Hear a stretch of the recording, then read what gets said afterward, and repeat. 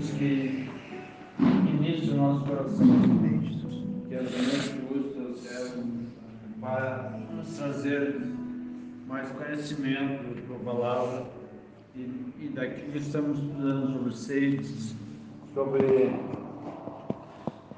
heresias enganosas que têm levantado e têm afligido tanto e têm conquistado tantas pessoas. Senhor.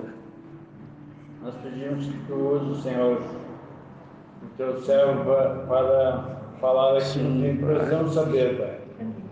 Que tenhamos conhecimento daquilo que necessitamos saber.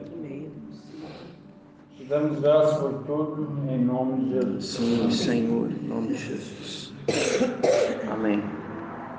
Obrigado.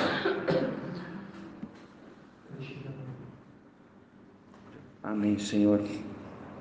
Abram comigo em João capítulo 20. Vou ver rapidamente esse texto. A gente, enquanto nós estávamos louvando ao Senhor,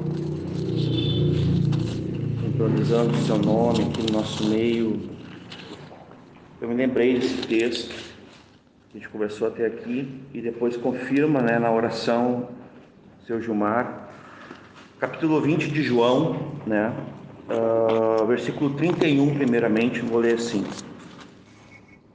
20 e 31, é o último versículo do capítulo 20, diz assim: E estes, porém, foram escritos para que creiais que Jesus é o Cristo, o Filho de Deus, e para que, crendo, tenhais vida em seu nome. Meus irmãos, esse versículo fala muitas coisas. Há quem diga que esse versículo resume todo o Evangelho de João. Mais isso, Então, mas já refutando, hoje nós vamos falar sobre luz e trevas. Eu vou ler só mais 2 textos aqui.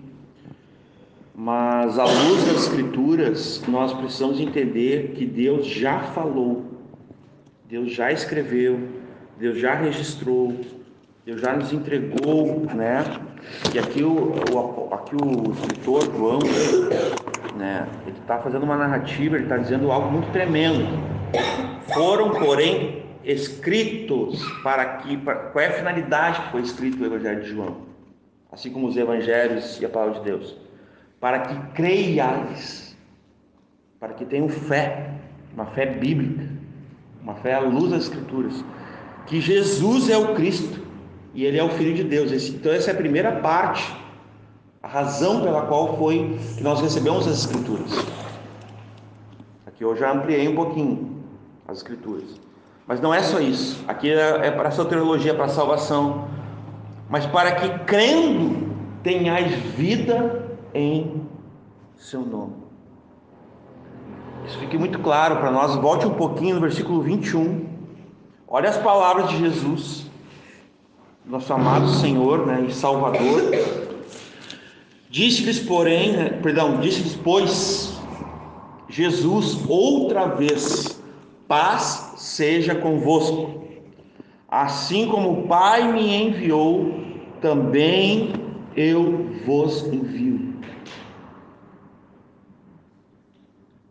Agora abram comigo em Efésios 5.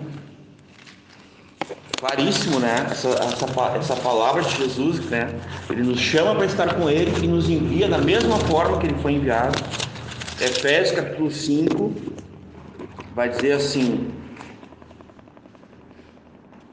versículo 8: Porque no outro tempo erais trevas, ou seja, eram ignorantes, não tinham conhecimento, estavam obscurecidos, mortos nos delitos e pecados, com seu coração, entenebrecido, enfim. Mas agora, vem ali, depois da vírgula, mas agora, versículo 8, sois luz no Senhor. Vem mais um ponto e vírgula.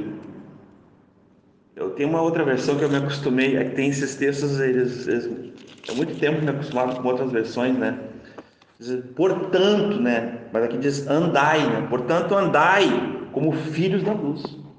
É nesse sentido que ele está falando aqui.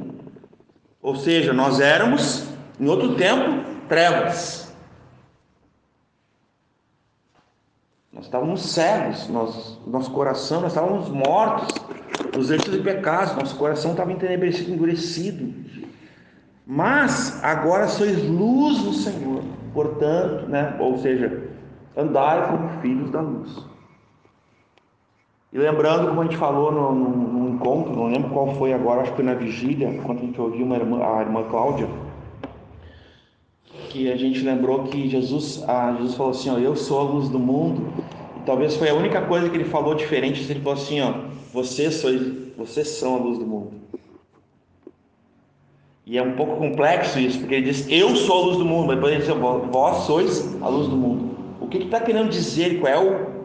Tem algum contraponto nisso? Não necessariamente ele está se contradizendo, ele está dizendo assim, vocês são a lua e eu sou o sol, porque afinal de contas o sol tem luz própria, a lua não. A lua reflete a luz do sol. Então é nesse sentido que ele está dizendo, eu sou a luz do mundo, vós sois a luz do mundo, para refletir a luz dele, porque nós não temos luz própria. O Espiritismo vai pregar, nós vamos falar sobre o Espiritismo hoje, ele vai falar exatamente sobre isso, uns pontos de luz, espíritos de luz, de forma geral, a gente vai estar vendo. Então eu queria introduzir já com a palavra de Deus, com essa intenção, como o pastor Michael nos trouxe anteriormente.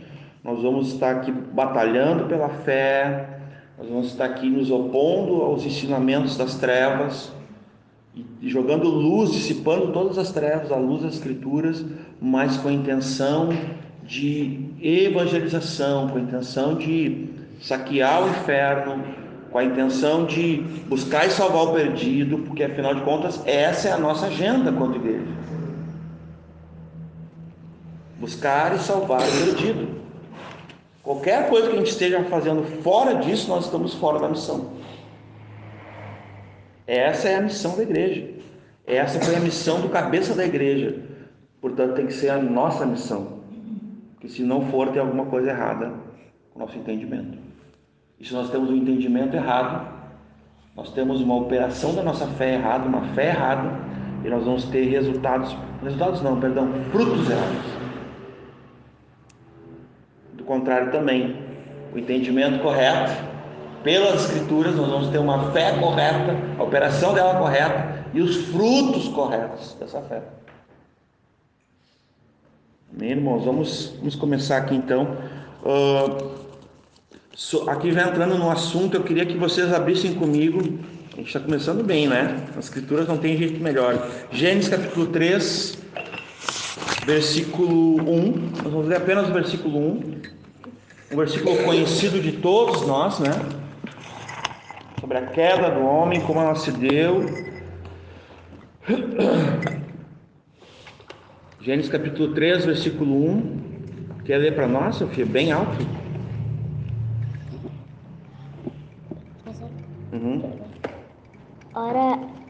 Ora, a serpente era mais astuta que todos os animais do campo. Que o Senhor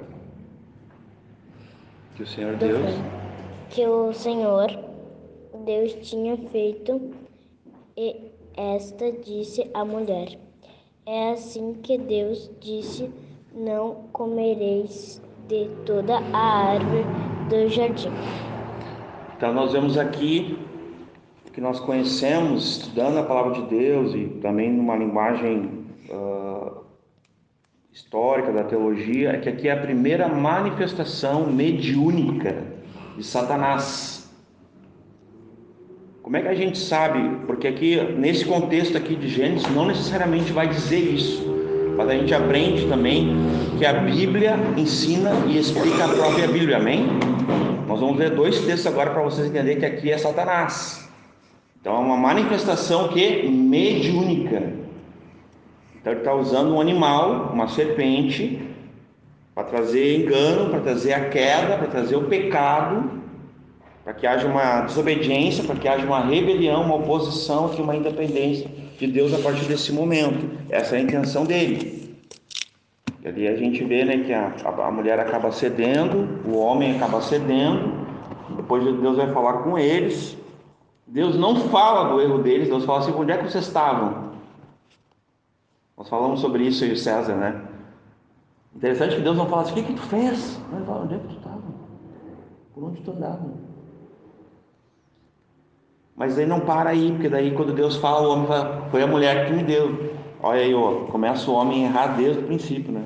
Não orienta bem a mulher e ainda joga a culpa na mulher. Isso é um recado para nós aqui, os homens, né? Para os homens desse momento. Botou a culpa na mulher, né? Não assume a responsabilidade do erro e já joga para a mulher. Aí vai na mulher, a mulher foi a serpente. Aí um vai jogando a culpa um no outro, né? Agora nós vamos ler 2 textos que vai falar quem é essa serpente. Por que eu estou afirmando que é a primeira manifestação mediúnica de Satanás, do diabo, na palavra de Deus, né? A Aline vai ler o primeiro texto e a Duda vai ler. A gente está em família aqui. Por favor, bem alto. Apocalipse, capítulo 20, versículo 2. Isso, capítulo 20, versículo 2.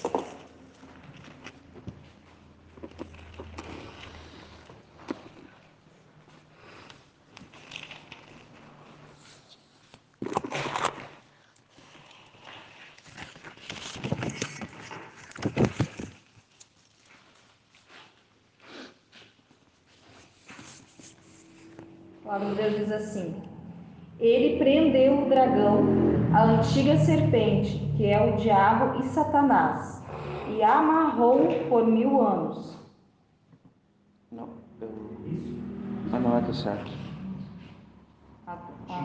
Exatamente. Então aqui, ó, o diabo é a antiga serpente. Ela está se referindo a Gênesis, amém, irmãos? Tem mais um texto também que pode ler, tudo.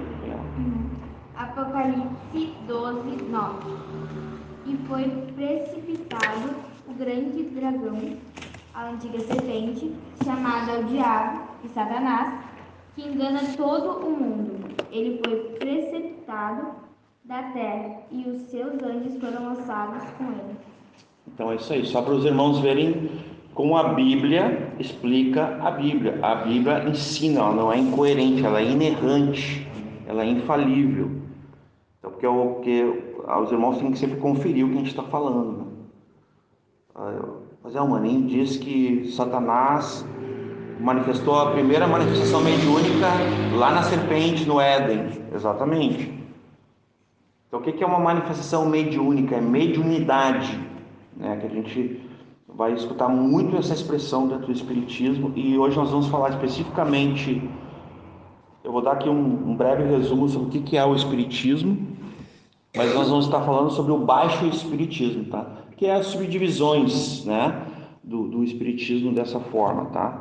Então, o que a gente pode falar sobre ele? Primeiramente, irmãos, o Espiritismo é uma das seitas que mais crescem no Brasil, tá? Ela detém uma triste realidade, junto com os católicos, né, e com os evangélicos, de ser uma seita que ela aceita, quase redundante, né, mas ela aceita todo tipo de pessoas de credo. Ela é ecumenista, de fato, e ela vai dizer mas ela é uma religião.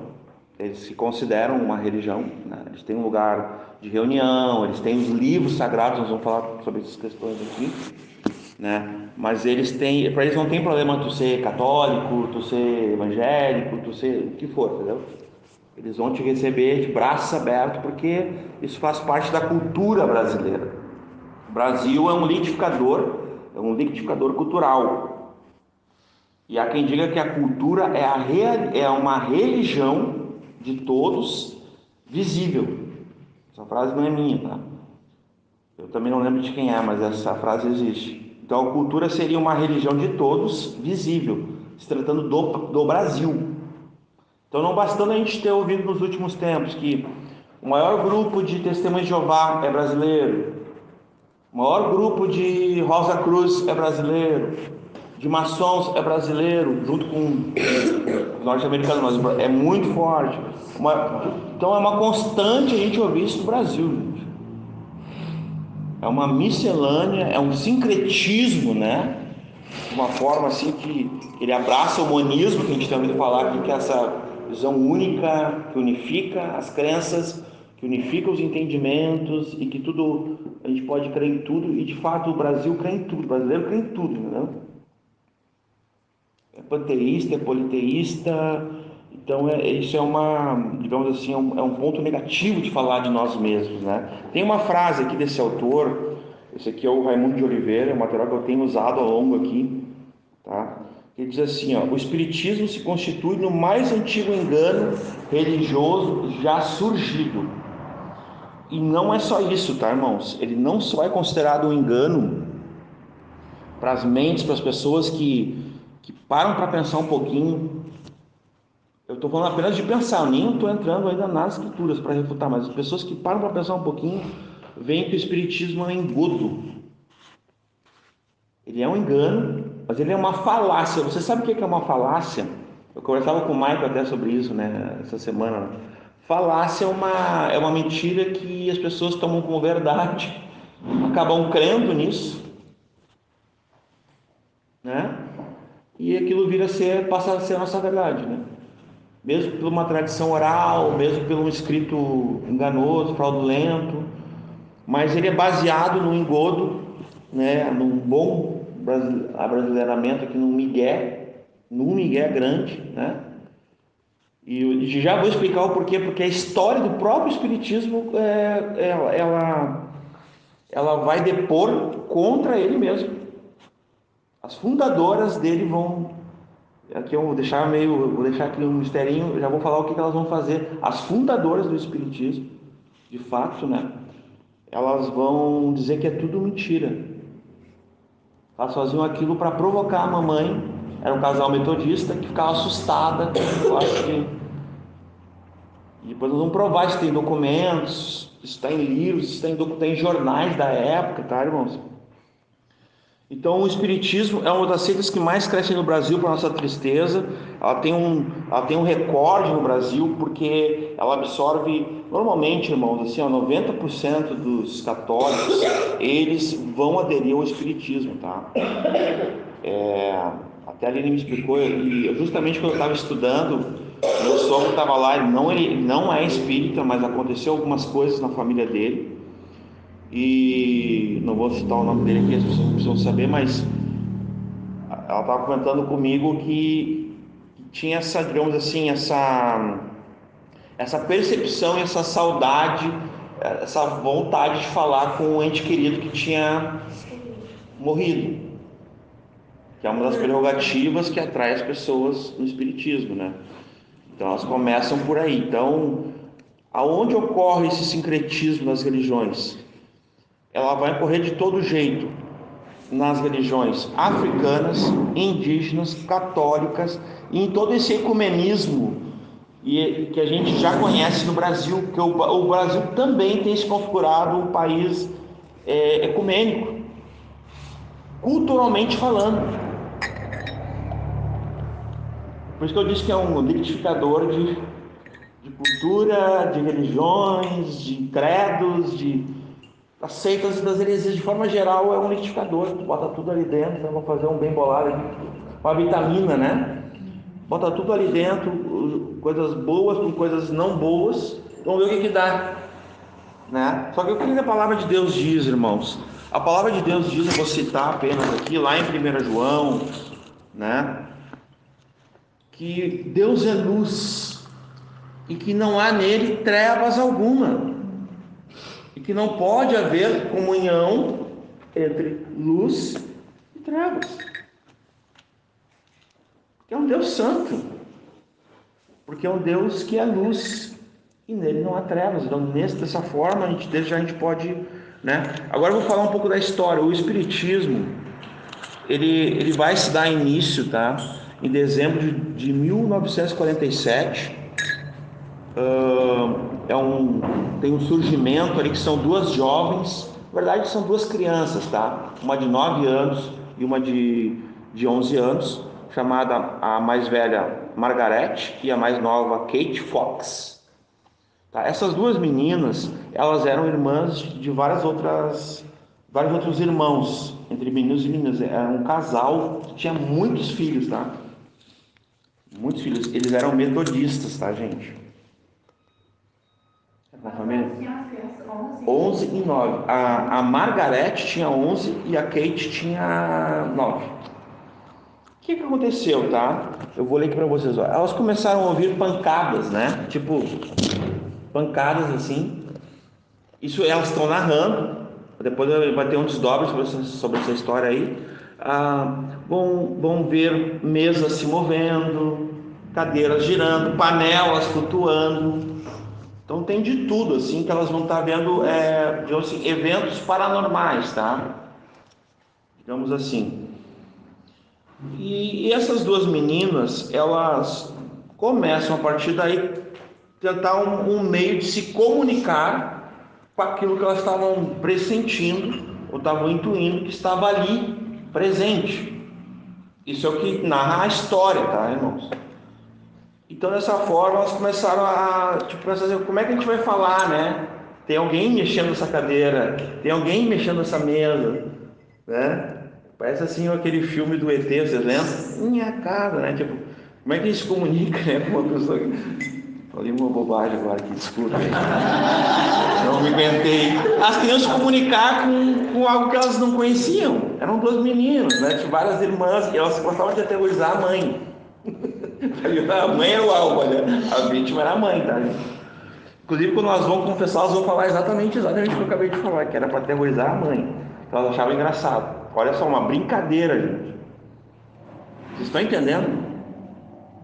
E se vocês sabiam que os egípcios antigos e até o povo hebreu tinham uma noção que quando estavam lidando com espíritos malignos, existia o rigor de Deus, mas nós vamos até isso aqui é importante, mas sobretudo existia uma zombaria da parte desses espíritos no entendimento deles. Os egípcios antigos, eles imaginavam assim, ó, a pessoa caiu lá de uma altura e tal, os espíritos estão rindo dela, né? Os espíritos malignos, porque ela mereceu, tipo um karma assim, antigo, assim, né? Vamos empregar aqui a palavra karma lá do hinduísmo, seria tipo isso, sabe? Então eles acreditavam que esses espíritos malignos eram zombadores, né? Eles ficavam tirando sarro das pessoas que acontecia alguma situação, né? Então isso foi em dezembro de 1847. Vocês lembram que 1800 é o século, né, de ouro das seitas? Vocês lembram disso, né? A gente já falou sobre isso. Foi lá também. 1800 ou 1900? 1800. Antes também tinha falou 1900. Perdão. É que 1900 é daí quando entra o Allan Kardec. Vamos falar sobre ele, tá? Acho que é antes também. Não, é antes também. É que acho que vai dar ali uma... Começou um movimento em abril de 1956 na França. Essa é a informação que eu tenho, né?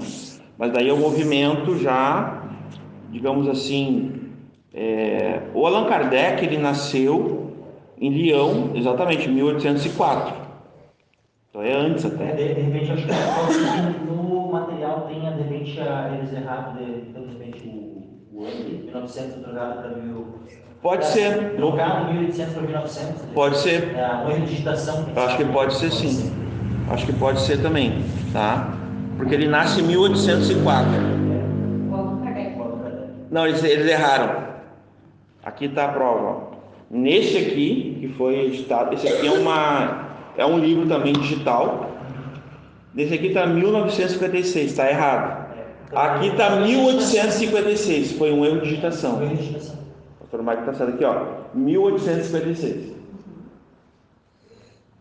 O ano em que ele começou a... O Allan Kardec, ele vai escrever literatura, ele vai produzir uma certa... Vou emprestar a palavra aqui, uma teologia, né, para eles, né? Dos credos, das práticas, de como eles entendiam o espiritismo, tá? Então aqui, Quando ele começa a escrever, isso já é na França, né? O nome dele é Hippolyte Léon, já vou entrar nele, Denisat Rivail.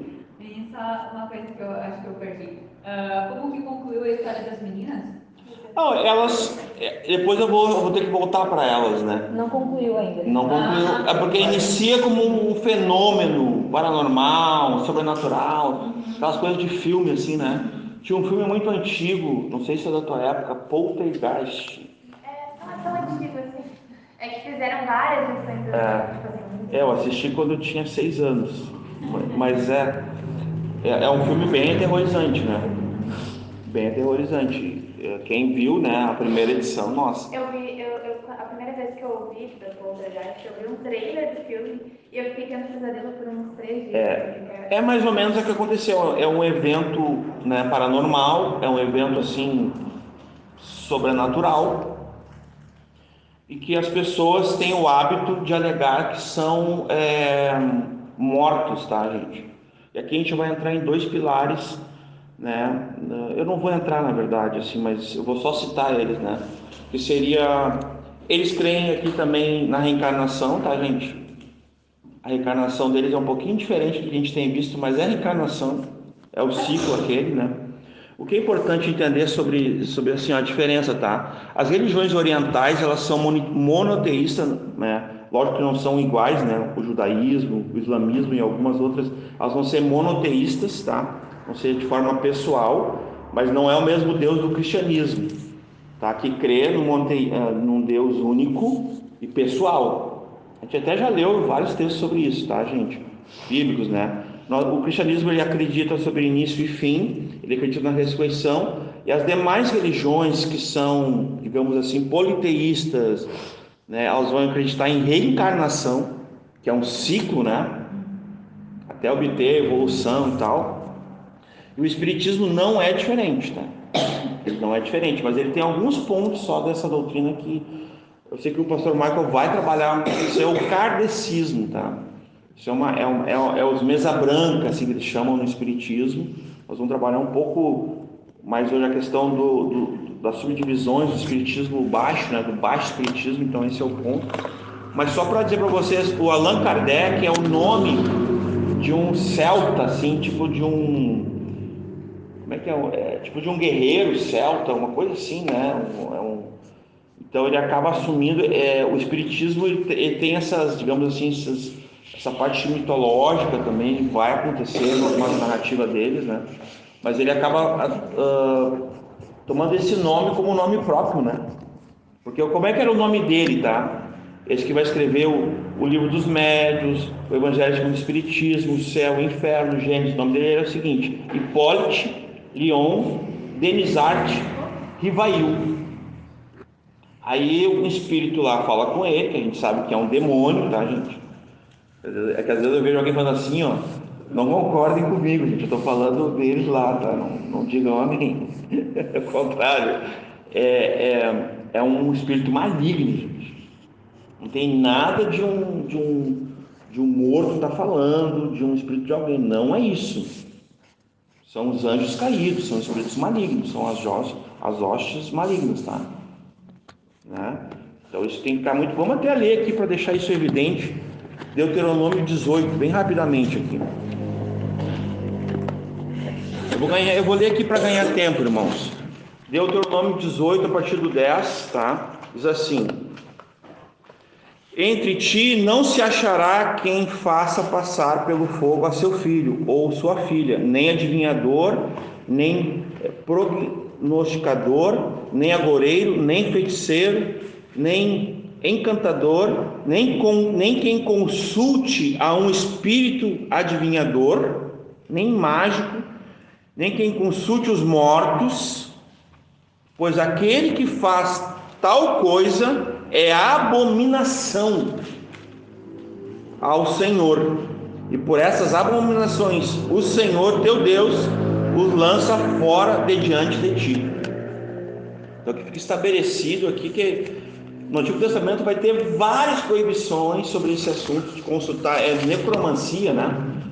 que é consultar espíritos dos mortos. A gente não fala com mortos, a gente fala com espíritos malignos, gente. Aliás, a gente não fala também com espíritos malignos. Mas no caso deles, tá?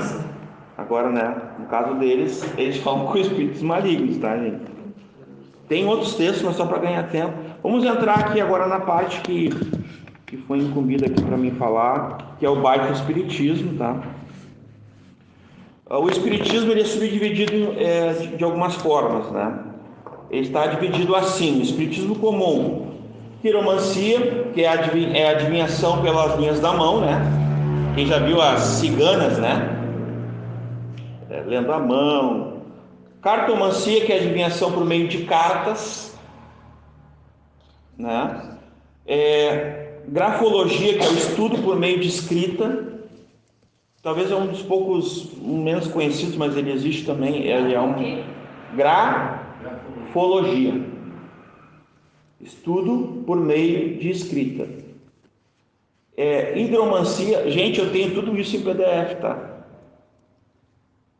Posso disponibilizar porque esse outro aí, como é que é o nome? Hidromancia. Esse é super fala, aquele de trás pra frente. Esse aí mesmo, o cara escreve. Tem um médico aqui, como é que é o nome? Famosão, né? Como é que é o nome? Agora, Chico Xavier. Chico Xavier. Ele alegava que era um ente querido teu. Se tivesse com saudade, procurasse ele. Isso é complicado. Peraí, o que é esse hidromancia? Hidromancia não, é adivinhação pelas águas. É um outro tipo de. Não, e como Hidromancia é a adivinhação pelas águas. como Satanás usa mesmo, né? Porque Grafologia. ele escrevia com a letra da pessoa, né? Exato. Que apareceu. É, Mais ou menos. tu sabe que o Chico Xavier, as pessoas não falam assim porque virou uma entidade, ele era bem charlatão, né? Sim. É possível comprovar o charlatanismo dele, né, gente? Os incautos, os leigos eram qualquer um deles. João de Deus, cara. Eu nem ia falar desse aí, mas esse aí é um que sempre ele. Então tem depois a astrologia, que é bem conhecido, né, que é consultar por meio dos astros, né, gente? E agora chegamos ao baixo espiritismo, tá? Que daí é uma subdivisão, por exemplo, assim, os mesa branca, que é esse o kardecismo, né? Que é o que o Michael vai falar talvez mais na frente, é um pouquinho mais culto, assim, né? Formador de opinião e tal. Ele não se relaciona com esse pessoal aqui, tá? Que é o baixo espiritismo. Esse pessoal aqui é o pessoal do voodoo. Quem já ouviu falar em voodoo aí, né? O quê? Voodoo, baixo espiritismo. Então agora nós temos aqui essa subdivisão, né? O voodoo. Ele é um culto de origem africana. Aqui começa, gente, as religiões de matrizes africanas, né? Matrizes africanas, tá? Então é importante salientar que, para te ver, o voodoo, ele só existe no Haiti. A força dele está no Haiti, a prática dele, tem pessoas que viajam o mundo para ir lá no Haiti aprender e tal, mas no Brasil a prática dele é muito, que é uma magia antiga lá tal dos africanos, mas existe no mundo todo, existe, mas a prática do voodoo se dá somente no Haiti, até onde eu pude estudar, tá? É o culto de origem africana com certos elementos católicos, o voodoo. Detalhe, né? É um culto de origem africana com certos elementos católicos. Daí são diversos elementos assim, né, que eles vão usar, porque eles estão falando de feitiçaria, né? Tem o candomblé, agora os mais conhecidos aqui nossos, né? Candomblé, Umbanda, que tem os famosos rituais de macumba, né? E é isso que eu vou tocar mais, né? Depois o espiritismo vai ter, como eu falei, os mesa branca, que são a classe comumente praticada no Brasil desde a sua fundação. Há quem diga que o Brasil já tem assim nuances de pessoas, por exemplo, se aquela frase, gente, ordem e progresso, é possível que ela tenha, por exemplo, a cientologia, o espiritismo e outras religiões que têm essa parte ocultista, mística, elas tiveram uma inferência também através dos portugueses vindo para o Brasil, para o descobrimento do Brasil, Isso tem em Autos da História, em livros, né? Então é possível que aquela frase ordem e progresso ela tenha um sentido ali que a gente talvez nem suspeite. Não é questão de conspiração, de teoria da conspiração, não. Exatamente foi a pessoa que idealizou aquilo ali, ela tinha essa busca. Só para vocês terem noção, o Chico Xavier, assim como Allan Kardec, eles têm uma frase no túmulo deles que é o seguinte: sempre evoluindo, nunca regredindo, é sempre progresso, sempre progredindo. Então é um pensamento que eles têm, uma filosofia que eles têm, então é importante mencionar isso. Então o espiritismo científico, né, que é do alto espiritismo também, aí vai entrar aqui a LBV, como foi falado, né, o esoterismo, o teosofismo, o ecletismo, tudo são vertentes desse conjunto do espiritismo, tá? E o espiritismo kardecista que a gente já falou, que é os mesa branca, que é só para elite, é só para os formadores de opinião e tal. Bom, agora eu quero entrar aqui nesses. Vamos começar falando aqui. Eu vou usar os 2 livros aqui para falar o voodoo, tá? Do Baixo Espiritismo, então, nós temos um conhecimento que as pessoas mais simples, pessoas que são incautos, pessoas um pouco ignorantes no sentido de falta de conhecimento, elas acabam sendo engrupidas, né, enganadas com essas falácias, por esses enganos, né? Então o voodoo é um culto, né, dos negros antilianos do Haiti. Ele tem uma origem animista, né, que é um termo especificamente da questão do voodoo, né, que se vale a certos elementos do ritual católico, mas é praticado principalmente somente no Haiti, tá? Depois eu tenho aqui o candomblé, que é a religião dos negros Ioruba, na Bahia, tá? Ela é bem específica, é bem brasileira, só tem no Brasil, tá? Então é uma matriz que vai acompanhar a matriz africana, mas ela é 100% brasileira, produção nacional. Tem a Umbanda, né, que é a designação dos cultos afro-brasileiros, que se confunde entre macumba e candomblés, Xangô do Pernambuco, a pagelância, quem já ouviu falar da Amazônia, né, que é muito forte também, o catimbó, né, e os da Bahia, dos outros sincréticos, né. A quimbanda, que é um ritual de macumba que se confunde com a Umbanda, e a macumba, que é um sincretismo religioso afro-brasileiro derivado do candomblé, com elementos de várias religiões africanas, de religiões indígenas e do próprio catolicismo, que abraçou isso no Brasil de uma forma, digamos assim, um pouco mais velada, não de uma forma exposta, mas o catolicismo, de alguma forma, ele acabou nessa origem, né, que se deu no Brasil,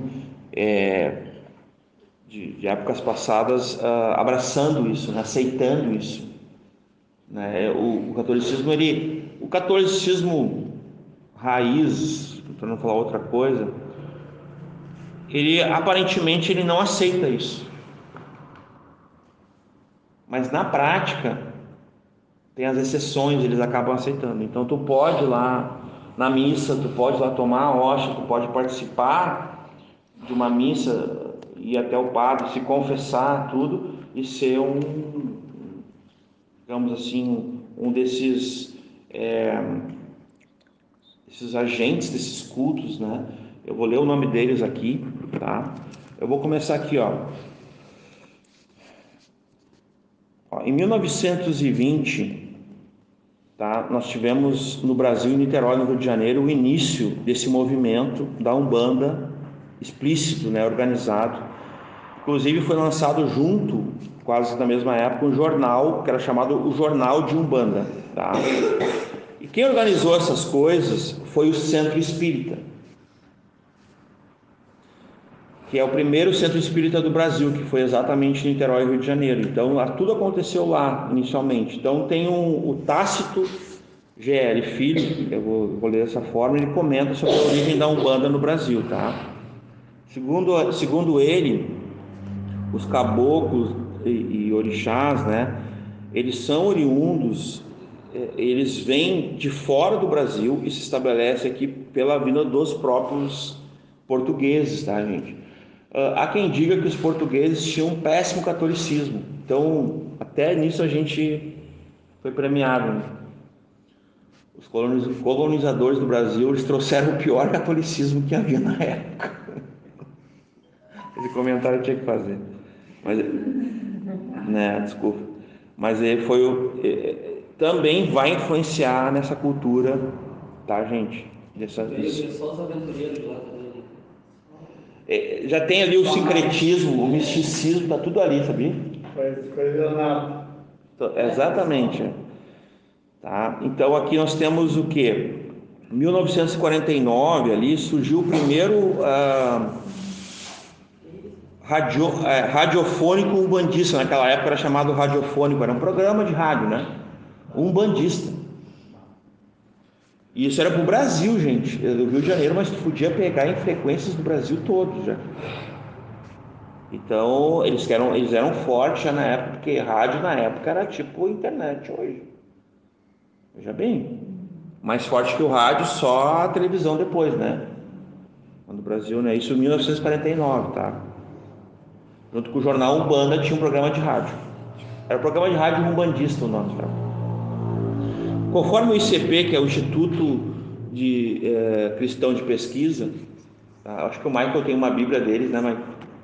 Ele não me empresta, mas eu tô brincando. Mas é uma Bíblia de apologética, né?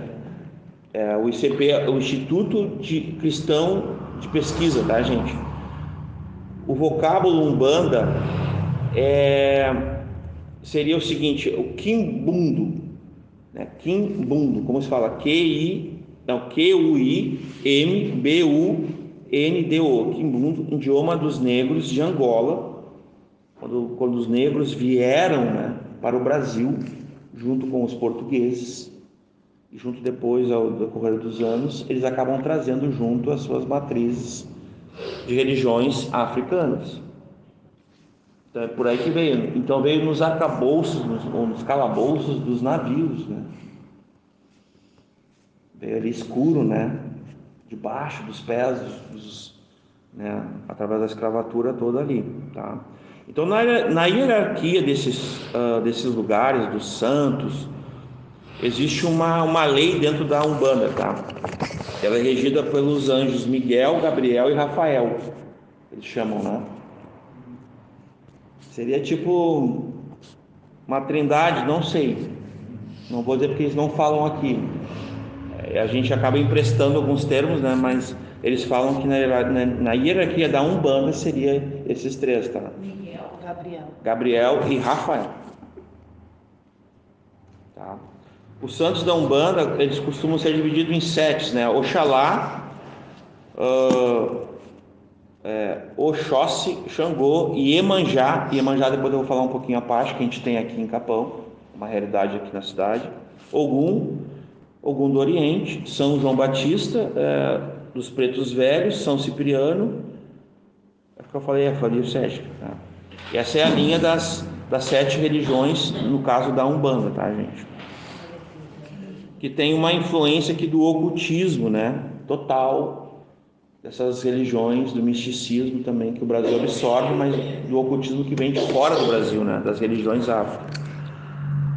Ele cita também o ICP, né? Que é o Instituto Cristão de Pesquisa. Ele vai citar também pelo escritor Lourenço Braga, que a Umbanda é uma magia, é a magia negra, é a magia de saber jogar as forças ocultas e existentes no universo, sejam elas de espíritos e categorias diferentes, numa liga, né, numa relação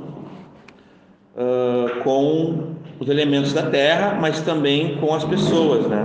Aí eles vão ter aqueles elementos mitológicos, né? No caso aqui do Rio Grande do Sul, e até do Brasil, a gente conhece vários elementos assim. A gente já ouviu falar das salamandras, das ninfas, dos gnomos, dos Saci Pererê, de outros, né? Que eles vão ter essa...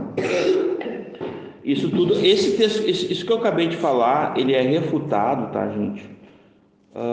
Em Deuteronômio 18, de 9 a 12 ali, tá? Muita coisa que eu estou falando está sendo refutada exatamente naquele texto base ali, né? Sobre o Deus da Umbanda, tá? Geralmente as imagens usadas nos altares dos santos católicos são sincretizadas, ou seja, no sincretismo religioso, elas são tomadas emprestadas pelos umbandistas, né? Que são os orixás nagôs, que eles chamam. Elas são cultuadas ao deus Zambi, bem como se fala, Zambi, tá? É um deus africano, mas ele tem digamos assim, um poder lá, tá?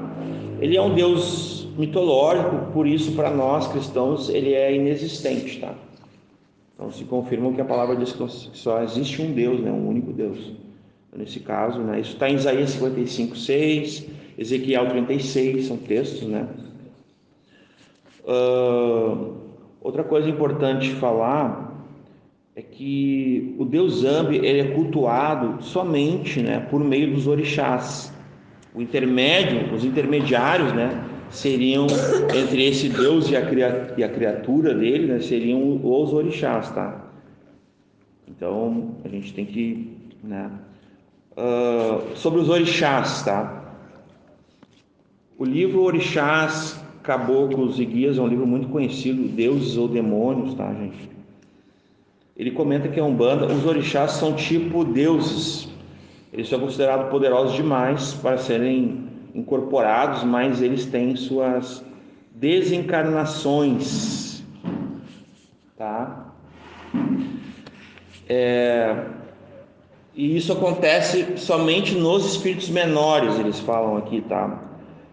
O exemplo disso que eu estou falando é os caboclos, preto velhos e algumas crianças, né, consagradas lá, né? Cosme e Damião, são espíritos, né, malignos, tá, gente? São representantes desses deuses, tá? São esses os orixás. A Bíblia vai responder a isso também. Deuteronômio 6, Isaías 43, 44, Marcos 12, tá? Sobre a limitação dos orixás, né? Nós sabemos que o nosso Deus é onipotente, né? Eles não vão ter eles são limitados nesse aspecto. Eles conseguem atuar só onde houver ali uma invocação, né? E aqui nós estamos falando, no entendimento dos espíritas, gente, ou desses do baixo espiritismo, eles acreditam que são espíritos de luz, né? Ou são espíritos de pessoas queridas, né?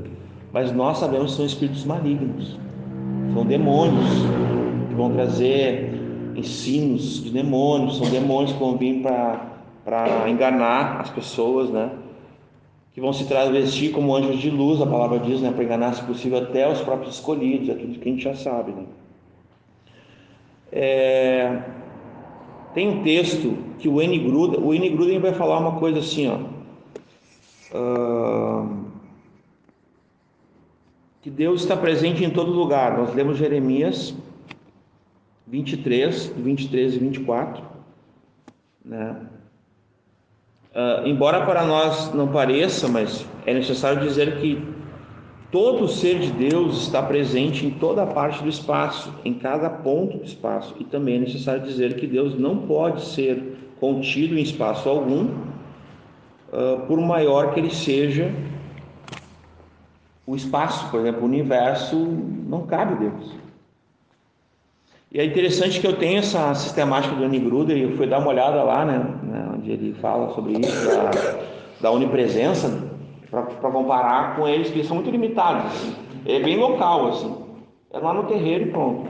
Mas quando acontece, o N. Gruden ele fala sobre isso, ele diz assim, ó, a gente entende muito pouco de categoria, assim, né? Por exemplo, a gente não entende quase nada sobre a eternidade, mas a gente entende bastante sobre o tempo, mais ou menos, né? Acho que a gente também não entende muito sobre o tempo, mas se a gente fosse ler mais, a gente entenderia mais sobre o tempo, né? E não muito sobre a eternidade. Um exemplo disso é o seguinte: se tu pegar 3 milhões de anos e tirar um ano, continua sendo 3 milhões de anos do tempo? Não. Agora a eternidade, tira 3 trilhões de anos de dentro da eternidade. A eternidade continua sendo a eternidade. Então a gente não entende muito sobre a eternidade, mas entende um pouquinho sobre o tempo, né? Então ele dá esses exemplos. Então Deus, ele não pode ser, como diz, não pode ser colocado numa caixa, tá, gente? Não pode ser contido, não pode ser resistido até mesmo, né? Se Deus agir, quem se compara ao nosso Deus, diria Isaías, né? Ele é incomparável, né? Sobre Iemanjá, tá, gente? Que era um ponto que eu queria falar aqui. Aqui em Capão, nós temos em toda a orla, né? Costeando toda a beira-mar. Tenho quase certeza disso, me corrijam, vocês que são mais antigos aqui. Nós temos altares, nós temos imagens, escultura, né, sobre Iemanjá, né? Olha, não é todas as saídas de praia, mas as principais tem, né? Então é muito forte essa potestade aqui, tá? Uma vez eu estava com a minha família, eu estava também com o irmão, a gente ia orar ali para ver o sol nascer e orar, né? Ter aquele momento ali contemplando a glória de Deus, da criação, tudo. E eu lembro que eu me veio na hora assim: tem olhos, mas não veem, né?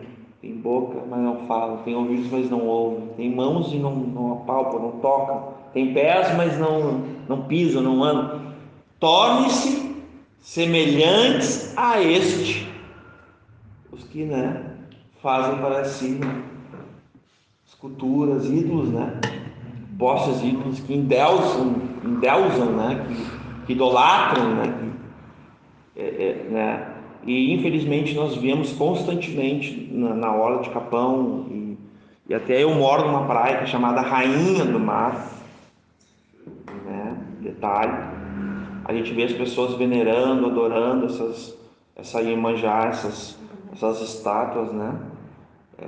Nós temos que ter misericórdia, nós devemos pregar o evangelho para elas, porque elas estão perdidas, elas não sabem que aquilo ali é só uma estátua, que aquilo ali não tem, entendeu? Elas atribuem fé, e elas vão ficar exatamente no aspecto assim, stand-by, inerte, em relação à relação com o Criador, em relação à própria identidade delas, porque se elas não sabem de onde elas vieram, quem as criou, por que elas existem, como é que elas sabem para onde vão? Então elas estão totalmente perdidas. Eu só posso saber para onde eu vou se eu sei de onde eu vim. Isso não é uma simples filosofia, isso é uma realidade. Por exemplo, nós nascemos de novo, amém? Amém. Nós nascemos do alto, amém? Nós nascemos de Deus. Então nessa nova criação, nessa nova criatura, nós viemos de Deus, de fato. E primeiramente também lá na criação, né? Então nós vamos voltar para o Pai. Esse é o aspecto. Nós vamos voltar para o Pai. Então se nós nascemos do alto do céu, para o céu nós vamos. Para o alto. Tem uma expressão no louvor, para quem é do louvor aí, né? Que é Hosana. Ele não é do louvor, né? A gente empresta, né? O que significa Hosana? Né? Salva-me agora, nas alturas, né? E esse é o sentido dessa palavra. É nesse aspecto. Então nós podemos lembrar do que está escrito em Mateus 24:30, né? Então aparecerá no céu o sinal do Filho do Homem, e todos os povos da terra se lamentarão e verão o Filho do Homem vindo sobre as nuvens do céu com poder e com muita glória, né? E ali ele vai nos céus, irmãos. Imagina que coisa linda isso. Isso é tremendo, né? Então, sobre Iemanjá, tem algumas referências aqui. A Iemanjá, os umbandistas pedem para ela abundância de pescaria, de peixe, pedem sobre saúde física, sobre saúde psicológica. Eles oferecem oferendas tipo bem diferentes assim as oferendas, né? Mas isso aqui eu faço são tudo oferendas, tá? Sabonetes, perfumes, florais, colares, braceletes, lençóis, tecidos, tudo isso é oferenda, tá, gente? Que mãe sais de banho, enfim, acho que são colocados na praia, num barco, né? Perto de uma pedra, em algum buraco, depois se afunda e Iemanjá irá recebê-los, né? Então, são feitas anualmente, dia 31 de dezembro é o dia mais forte, né? Ali também é incluído o batismo dos filhos de santo. Para quem não sabe, eles têm um batismo, né? Então é feito exatamente nesses pontos culminantes onde tem os altares, porque eles vão ter ali a idolatria, né? Eles vão venerar e adorar aqueles falsos deuses ali, né? Iemanjá, no caso, né? Aquela estátua, né? A Bíblia fala que essas oferendas são dadas a ídolos, né? E são feitas a demônios, para demônios. Isso está em 1 Coríntios 10, 19 e 20. Está em Levítico 17, 7, Deuteronômio 32, 17, Jeremias 1, 16, Isaías 65. Tem vários textos que vão afirmar qual é o destino disso. São para demônios. Não são deuses, são espíritos malignos caídos, tá, gente? As divindades, né, que ainda tem, tá? Todas elas são assim em 3 categorias, tá? As divindades da Umbanda, no caso, que é a maior de todas, né? Orixás e Exus, pretos velhos e caboclos, tá? E também os demais espíritos, né? Que vão baixar somente, incorporam somente pais e mães de santo, tá? No caso aqui, o Exu é o deus do mal, né? Ele é um demônio, né, que eles chamam, e ele é representado na cultura deles pelas cores, né, do vermelho e preto, né? Os preto velhos e caboclo também são atribuídos à relação com crianças, né? Aí a gente vai ter aqui alguns nomes, né? Eu já tinha citado o Cosme e Damião, que tem uma relação direta com o catolicismo, né? Cosme e Damião. Tem as balinhas, as coisinhas, às vezes tu vê nos despachos, bolacha. Eles têm esse ataque, né? Misericórdia, né? Dessas vidas. Então, o seu Exu é Deus do mal, o Ogum é o Deus da guerra, do fogo, o Xangô, todos eles têm cores, eu não vou ler aqui para ganhar tempo. A Iemanjá é a deusa dos mares dos oceanos, né? Iansã, a gente já ouviu também, né? A deusa dos ventos, das tempestades. Aqui em Capão, gente, quando teve eu até comentei que eles registraram, a igreja estava ajudando, não uma defesa, mas a igreja ajudou bastante coisa, mas eles só registraram ali que teve isso na prefeitura de Capão, a ajuda da Umbanda, e eles fizeram ali um testemunho sobre Iansã, tá, gente? Porque Iansã é a deusa dos ventos e tempestades, tá? Então ela queria a caridade deles, e ela fez acontecer o que aconteceu para que eles dessem testemunho dela e fizessem caridade. Tá? Então, Oxum deusa dos jogos de búzios, né? Cartas, né? Carteados. O Ibeji, né? Deus de gêmeos, ele é lá do Cosme e Damião, que são dois irmãos, uma história católica que se funde ali, né? A cultura brasileira, o sincretismo, o miticismo, né? Com o espiritismo, vai dar exatamente nesse tipo essa situação do Cosme e Damião católico, é bem o que representa todo esse ecumenismo, né? Todo esse identificador. Para complementar, assim, bem resumido, assim, os irmãos sabem a diferença, assim, pelo menos do surgimento do candomblé e da Umbanda. Basicamente, assim, a diferença é a seguinte, ó, a Umbanda ela é um misto maior de coisas.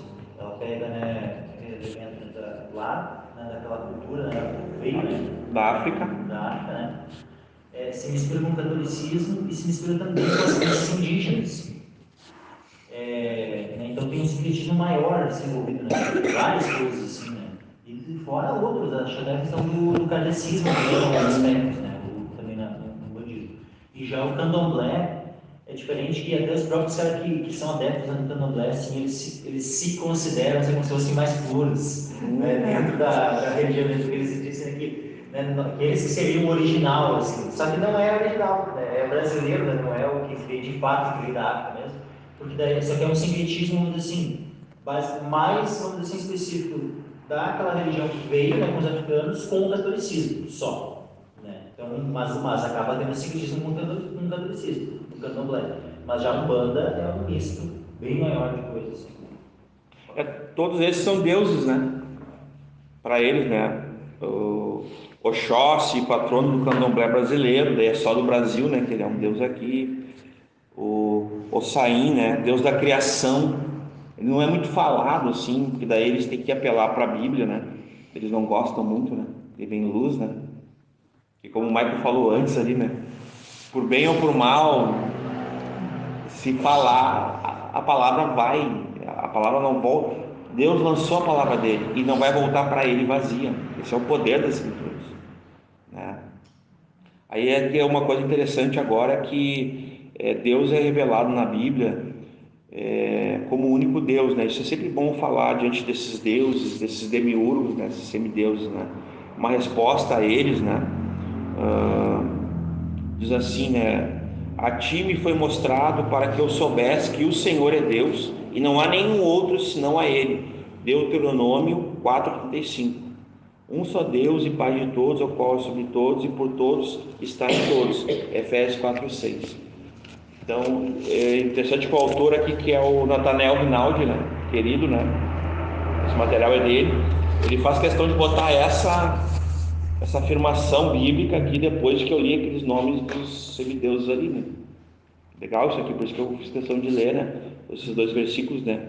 Deuteronômio 4:35 e Efésios 4:6. Tá? O candomblé, o Michael falou ali, né? Mas, por exemplo, assim, no candomblé, o Oxum, Iemanjá e Ogum são as entidades principais, assim, né? São tipo os deuses, né? Daí já mudou, deixa eu ver que mudou, né? Então, no candomblé, Oxum, Iemanjá e Ogum são os principais mesmo, assim. São quem eles vão baixar a cabeça, eles vão buscar ter relação. E às vezes, quando não dá bom lá no terreiro, que abaixa só espírito pequeno, baixo, eles ficam clamando para ter acesso a eles. Tem uma parada assim, entendeu? Tem isso aí também. Às vezes dá errado lá, eles não conseguem que eles incorporem, né? Como se eles estivessem fazendo alguma coisa errada, sei lá, né? Então isso acontece, tá? Já se encaminhando assim pro final, tá? A gente tem que lembrar, irmãos, que não é, né? 2 Coríntios 11:14. Pode ler, Michael, para nós. É muito comum, irmãos, que os católicos e os espíritas desse baixo espiritismo eles caiam exatamente nessa advertência aqui. Pode ler, Michael. Não é maravilha, porque o próprio Satanás se transfigura em anjo de luz. Não é muito, pois, que os seus ministros se transfigurem em ministros da justiça, o fim dos quais será conforme as suas obras. 11:14. O Michael leu até o 14:15. Que é mais completo, né? Aqui estava só o 14. Então é legal esse versículo aqui. É legal. Ele fundamenta, né? Ele nos deixa sóbrios que Satanás, ele pode e ele vai. Gente, ele não vai vir chifrudo, unha grande, todo vermelho, com rabo de dragão. Não vai ser assim, tá? Como é que é o nome daquele bicho místico que tem uma cabeça, tem várias cabeças, um corpo, poxa, quimera. Aham. Essa é a palavra. O espiritismo, gente, em todas as divisões dele, ele é considerado, por quem tentou ler ele, como uma quimera. E eu concordo. Sabe aquele bicho que tem várias cabeças, várias patas diferentes? Ele é um misto de um monte de aberrações e tal. Esse é o espiritismo, tá? Um exemplo sobre o espiritismo seria essa quimera, né? Olha aqui, ó. Pode passar o celular para o pessoal entender o que eu quero dizer. É trevas mesmo, tá, gente? É confusão mesmo, é engodo. Eu queria, deixa eu só ver aqui, os guias e orixás, né? Tem um texto em Jeremias que diz assim, ó: pode o homem mortal fazer os seus próprios deuses? Sim, mas esses não seriam deuses. Aqui o profeta Jeremias, amando de Deus, ele deixa estabelecido. Jeremias 16:20. Ele faz uma pergunta, ó: pode o homem mortal fazer os seus próprios deuses? Perguntando. Sim, mas esses não seriam deuses. Interessante, né? Pode fazer aí, mas não vai ser Deus, né? Não vai ser considerado, né? Como é que está na CF, Michael? Na CF 21. Pode ler. Porventura fará um homem deuses para si, que contudo não são deuses. Portanto, eis que lhes farei conhecer. Desta vez lhes farei conhecer a minha mão e o meu poder. E saberão que o meu nome é o Senhor. E olha só, Jeremias 10:11. Lê para nós, Michael. Esse versículo aqui é muito interessante. Nosso Deus é onipotente, amados. Ninguém se compara ao nosso Deus, ele é incomparável. Assim lhes direis. Eu vou ler o versículo anterior também. Pode ler. 10:11. Mas o Senhor Deus é a verdade. Ele mesmo é o Deus vivo e o Rei eterno. Ao seu furor treme a terra, e as nações não podem suportar essa indignação. Assim lhes direis: os deuses que não fizeram os céus e a terra desaparecerão da terra e de debaixo deste céu. Quarta texto, né? Que palavra do Senhor, né? Poderosa, né? Esse texto que o Michael leu ali, nossa, como o nosso Deus é poderoso, não é questão de diminuir esses falsos, que nem são deuses, né? São demiurgos, né? É uma filosofia. Só mostrar a verdade que eles não são nada. Eles não são nada, né? Eu vou falar aqui em banda e vou concluir com o final da história das meninas, pode ser? Claro. Já está aqui com... Então, assim, ó, aqui em banda, que eu não falei ainda, né? Os deuses são os Exus, nesse caso. Então, vai diminuindo o nível, vocês viram? Esse ponto, tá? Obrigado, Manu. Na Quimbanda, os deuses são os Exus, tá? Que são adorados e servidos no intuito de alcançar alguma vantagem sobre os inimigos, sobre roubar de forma imoral a esposa ou o marido de alguém. Aqui que vem aqueles pontos que a gente ouviu falar aí dos trabalhos, né? É a Quimbanda, tá? Conquistar a mulher dos outros, o homem dos outros por meios ilícitos e etc. Os Exus são declaradamente espíritos malignos e todos sabem disso. A Bíblia responde a eles, né? A esses espíritos, e diz que também fala que quem fará companhia a eles, né? Misericórdia. Mateus 25:41, né? Está escrito isso.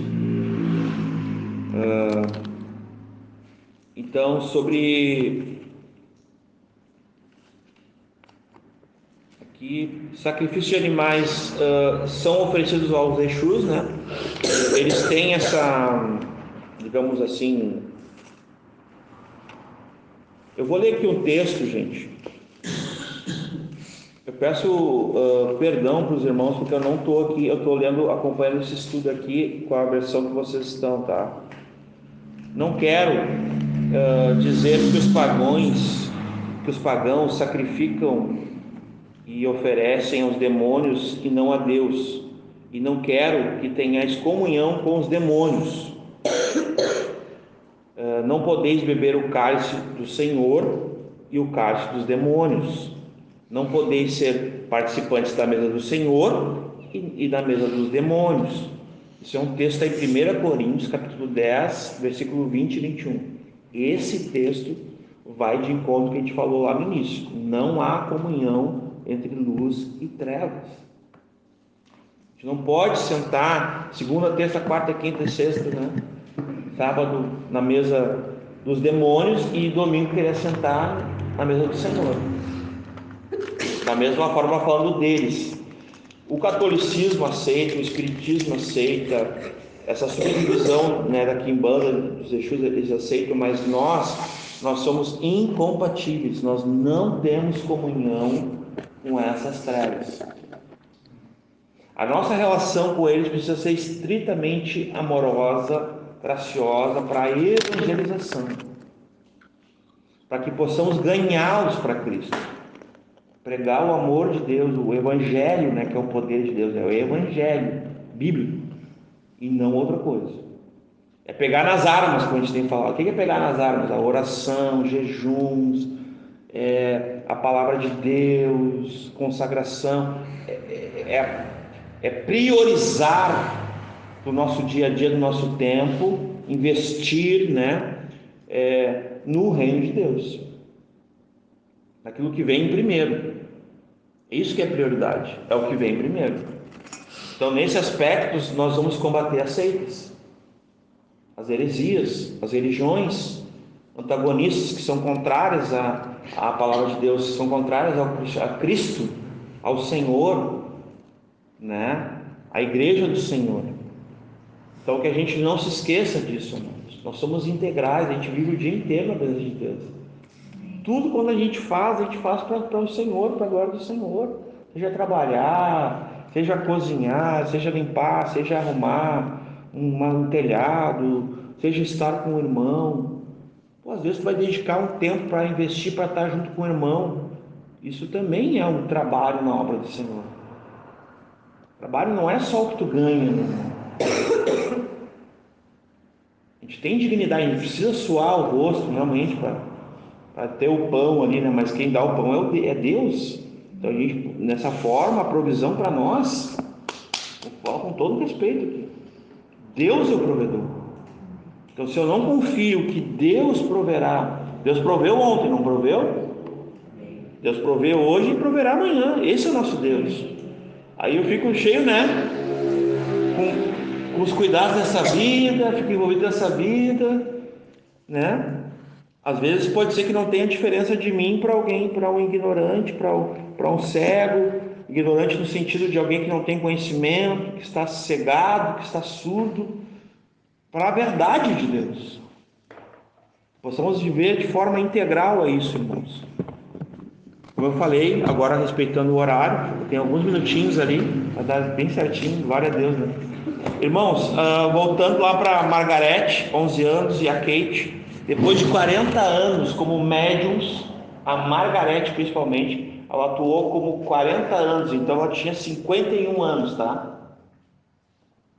Ela decide bombasticamente procurar um jornal, isso está documentado, eu tenho inclusive o link aqui, mas aí a leitura é um pouquinho, eu podia ler porque ela vai ser uma bomba, assim, ela vai procurar um jornal chamado Herald New York, da época, não sei se existe ainda. Quando a gente for fazer o estudo mais focado do Kardecista, eu podia pesquisar ali. A carta dela é uma carta histórica, é um documento, eu tenho o link, inclusive, da carta, tá, gente? Ela vai dizer o seguinte: olha, queria dizer para vocês que é tudo mentira. Eu e minha irmã, nós queríamos apavorar a minha mãe, e nós tínhamos nossa irmã mais velha, que era a mentora de tudo isso, e ela nos oprimia para que a gente apavorasse nossa mãe e a gente ficasse, tipo, rindo dela. Então a gente forjou todas essas coisas, e aí ela vai longe, assim, né? Denunciando que era tudo um engano, tudo um engodo, que era tudo falso. É uma bomba, assim. E vocês acreditam que tem muitos espíritas que não conhecem essa história? Que não conhecem a sua própria história? Continuam sendo enganados por espíritos enganadores. E aqui me lembra uma coisa, irmãos. Como nos falta sabedoria às vezes. estava conversando, né, com o César, eu acho que eu até conversei com os irmãos, a inteligência é tu saber que o tomate é um fruto, mas a sabedoria é tu não colocar ele na salada de fruta. Por que eu estou dizendo isso? Porque às vezes parece que a gente considera inofensivo certas coisas. Hoje é um dia bem famoso no mundo, as pessoas estão comemorando hoje o quê? A Silvia viu aí, quem mais? Ninguém lembrou? Ninguém me mandou nada. Eu recebi da Mais Laser que eles estão em promoção. Alguém lembrou de ti? Mais Laser. Tá. Eles estão com 70% de promoção. Agora eu vou mostrar a pegadinha para vocês. É o dia do amigo, não é? Dia do amigo. Dia do amigo. Quem é? Feliz dia do amigo. Agora veja bem, quem é que instituiu isso? É legal comemorar, pô, legal ter amigos, né? Amigos é uma coisa de Deus ou não? Sim ou não? Sim. Amizade é de Deus, é um atributo de Deus. Deus é nosso amigo. Entendeu? Então, mas quem é que instituiu esse dia aí? Na verdade são 3 dias, dia da amizade, dia do amigo, não sei o que lá. Foi a ONU e a Unesco, tá? A ONU e a Unesco estão por trás da Agenda 2050. O que é a Agenda 2050, gente? É a agenda das ideologias atuais. Estão querendo destruir a família, desconstruir o homem, desconstruir a mulher, desconstruir a educação, agenda marxista, progressista.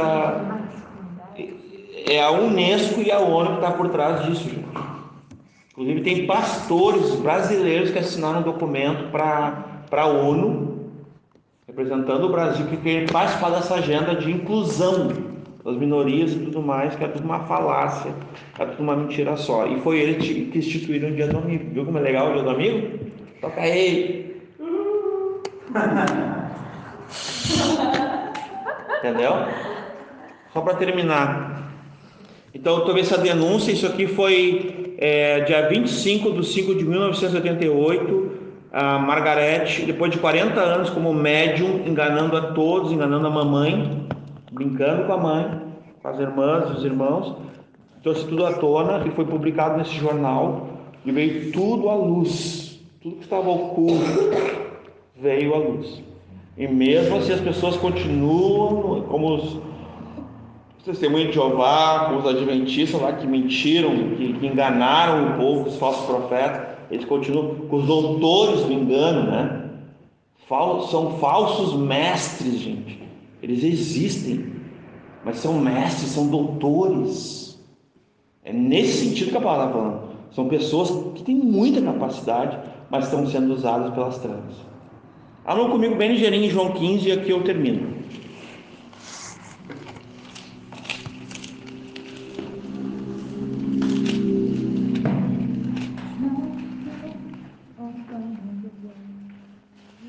Em João 15, nós vamos ler aqui no versículo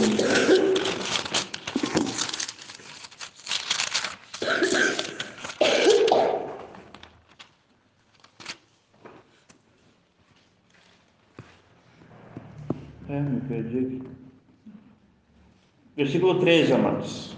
Acompanhe comigo, por favor. A palavra do Senhor, tá? Ninguém tem maior amor do que este, de dar alguém a sua vida pelos seus amigos. Vós, agora, leiam junto comigo, ó, vamos ler uníssono isso aqui. Vós sereis meus amigos se fizerdes o que eu vos mando. Aí ele vai continuar ali. Já não vos chamarei de servos, porque o servo não sabe o que faz o seu senhor, mas tenho-vos chamado amigos, porque tudo quanto ouvi de meu Pai vos tenho feito conhecer.